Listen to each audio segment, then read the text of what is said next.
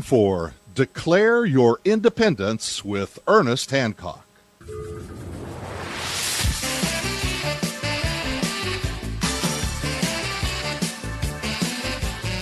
Oh, the heat's on here on Declare Your Independence with me, Ernest Hancock. Oh, yeah, it's very nice here in Phoenix. I bet it's cold where you're at.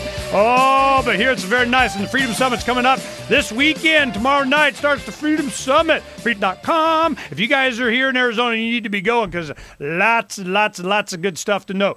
You know, we have Ivan Elin on. He's a senior fellow and director of the Center on Peace and Liberty at the Independent Institute, and he's a graduate of Iowa State University where he got an MBA in applied economics and a PhD in national security policy from George Washington University. You know, he's been director of defense policy studies at the Cato Institute, spent 15 years working for Congress on national security issues, so you know he's got some skills. Now, the thing is that we have the economy, we have distractions from the economy. We have NASA 2, the search for more money today. Big press conference. They made a big deal out of it. Ooh, we got extraterrestrials we want to talk to you about. Oh, we got this microbe we found that can convert ammonia. Yay! I waited a day for that. That's what I got. You know, it's always change the lead. Well, do they need to? You know, it's like in Wag the Dog.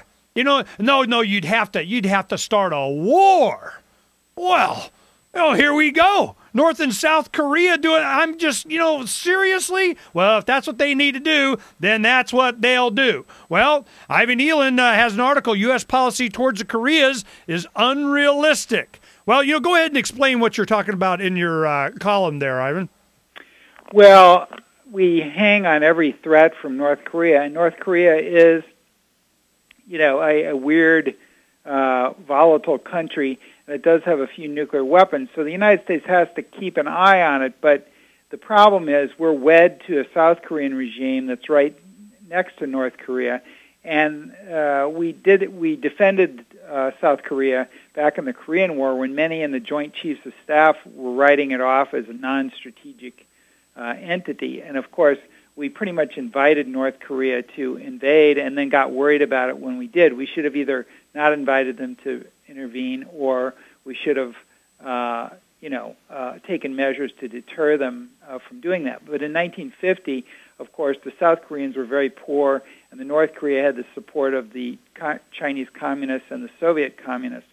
So the odds were different. Today, we have a South Korean economy that's very vibrant. The South Koreans are rich. They have 30 times the GDP or the economic power of the North, and yet we're still defending them. And this is a problem simply because, and number one, it wastes a lot of U.S. resources, and why are we defending it should be defending itself? And second of all, it creates a problem because China, the only reason they're supporting North Korea, who they also think is a weird country that's dangerous, is because they're afraid that that if the North Korean regime collapses, the South Koreans will take over, and you'll have a U.S.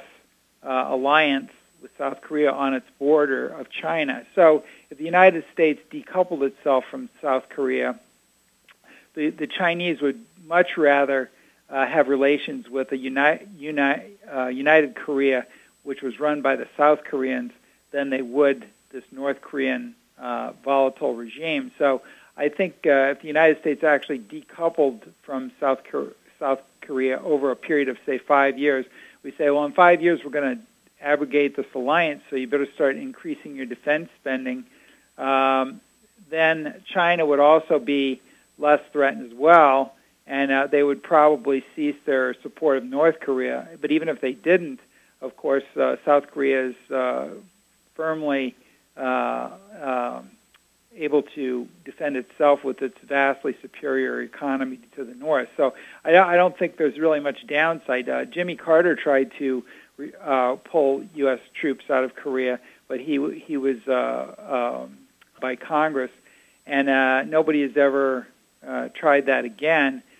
But I think we really need to, with our current budget deficit and economy, I think we need to start weaning some of these rich allies. All over the world, we support the rich countries against the poor countries, and these rich countries, the poor countries that are up against may be nefarious or weird or whatever. But our allies are perfectly capable of defending themselves against these people in Europe. This is my question when Korea comes up and then had all this stuff started, and I go, I have a question, and this applies to our foreign policy all over, and I say, am I allowed not to freaking care? We're so worried about what happens around the world, and by any criteria you would use, humanitarian reasons, ideological reasons, or whatever. I'm going, hey man, I can find a lot of other places even worse off. They hadn't even scratched the surface on Africa, and I'm just waiting for them. They opened an AfricaCom desk or whatever, and I'm going, they're going to use Africa if they need to. I mean, if we need to have Africa, we're going to go, save the people there and get some more goodies, and they got resources. They'll be on the plate next. And this Korea thing is just a perfect example of me looking at it and go, why are we still there? Why do we have troops that are, there to even be engaged? Why are we sending aircraft carrier? Why are we shelling? Why are we doing joint exercise? Why? And there's no good reason except one thing. It's to perpetuate our always having some kind of external threat. They got to make it up. And George Bush, I remember him saying the axis of evil was what? It was Iraq, Iran, and Korea. And they always have at least three. So now it's Iran, Afghanistan, and Korea. And then it's going to be, you always got to have two backups. And it's just, at some point, it's just going to collapse of its own weight. And this is one thing that, I'm glad that Dr. Paul made very clear during the 2008 election cycle, is that he goes, look, will end. Just for economic reasons, it'll end. It's going to end. Are we close to the end? Are we seeing death throes here? Or do you think they can drag it out another decade, another 2 decades, another generation? Or are we on the edge here? Are we just waiting for something? How close are we, in your opinion? Well, I think we have the potential to go the way of the British Empire and the French Empire, and of course the Soviet Empire. Most empires have to retract because of financial reasons, and I think our foreign policy eyes are bigger than our stomach because we just don't have the money to pay for this type of stuff anymore. And it's not so much that our defense spending is a huge amount of GDP, 12%, but the problem is when you get dragged into brushfire wars such as Afghanistan and Iraq, we've got two of these going that are killing lots of Americans for very little reason now.